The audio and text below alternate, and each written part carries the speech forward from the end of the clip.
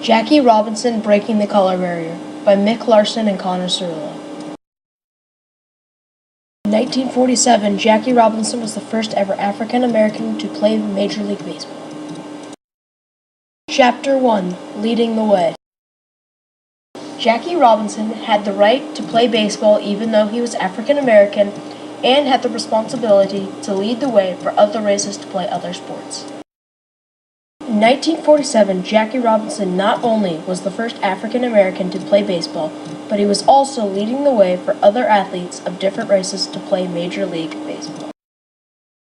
Other African American baseball players that came after Jackie include Don Bankhead, Satchel Paige, Don Newcombe, Roy Campanella, and John Wright, and many more.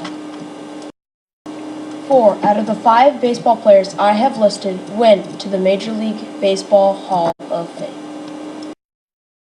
Jackie Robinson Breaking the Color Barrier revolutionized the way people see professional baseball and revolutionized race relations in the United States of America. Chapter 2: The Life of Jackie Robinson. Jackie Roosevelt Robinson was born on January 31st, 1919 in Cairo, Georgia. He had 5 brothers and sisters and was the youngest child in the family.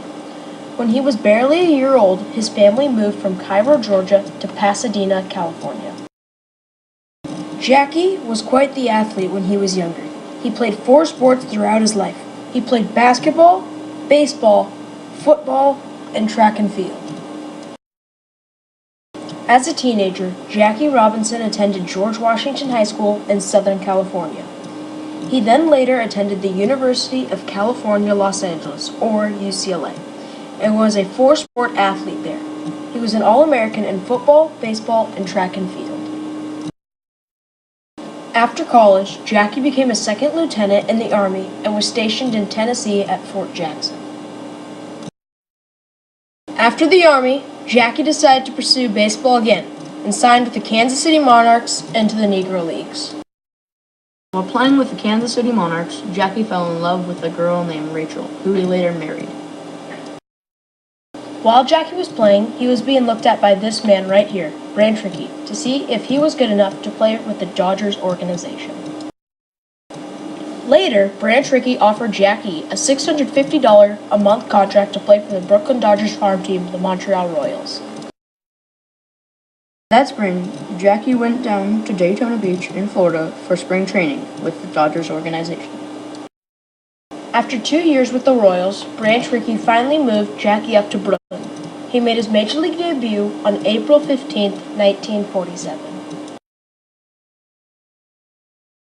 Jackie wasn't welcome to the league as good as he might have liked.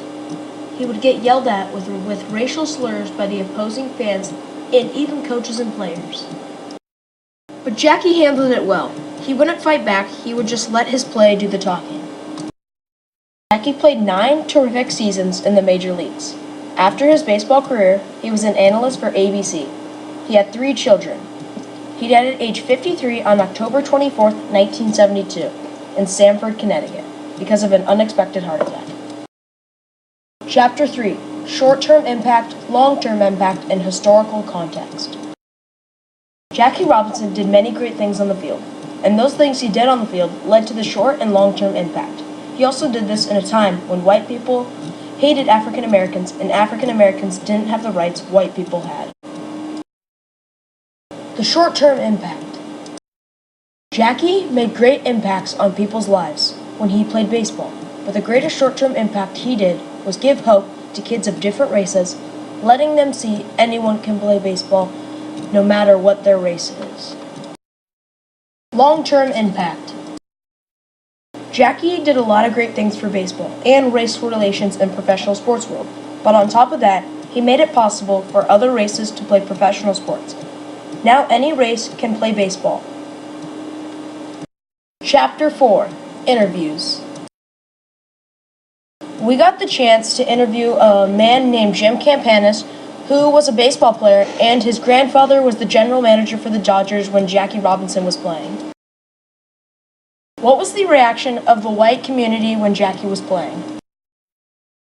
So this is an interesting thing that I just learned about. So there's a TV show called History Detectives, okay? And it's on like public television. And so what they were worried about two things. They were worried about what would the white players, how would the white players on the same team react, and then what would the white people in the stands, how would they react? Okay.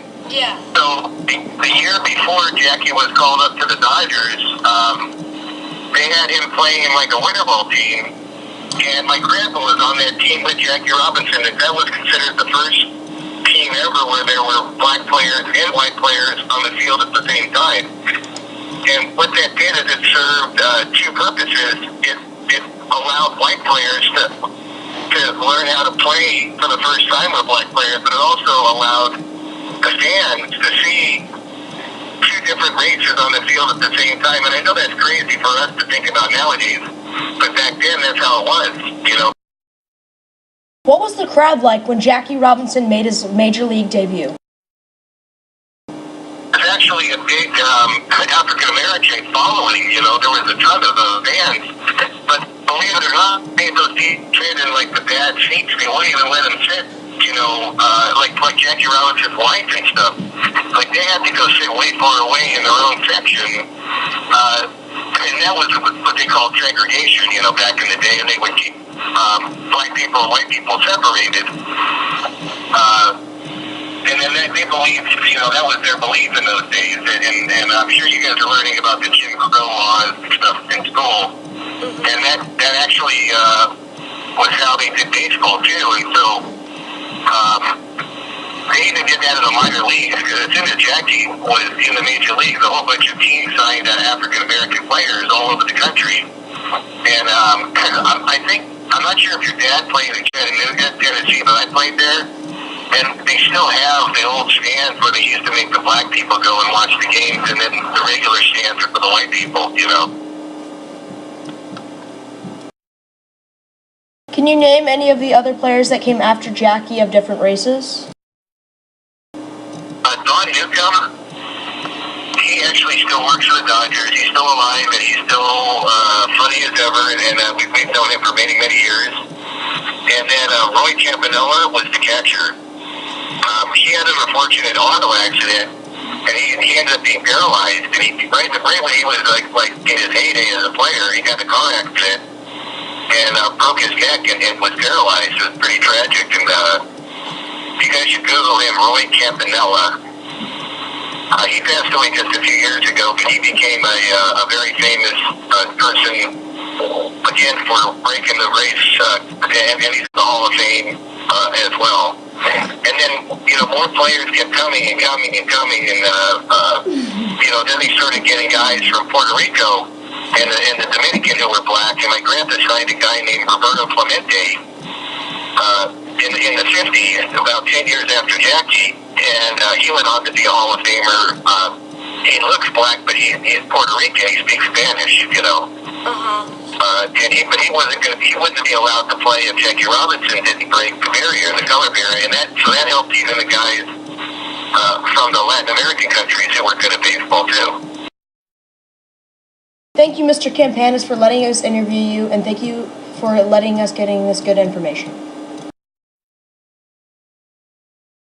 In conclusion, Jackie Robinson is the reason why other races are playing professional sports today. He's a great part in baseball history, and we all are grateful that he had the courage to stand up in what he believed in.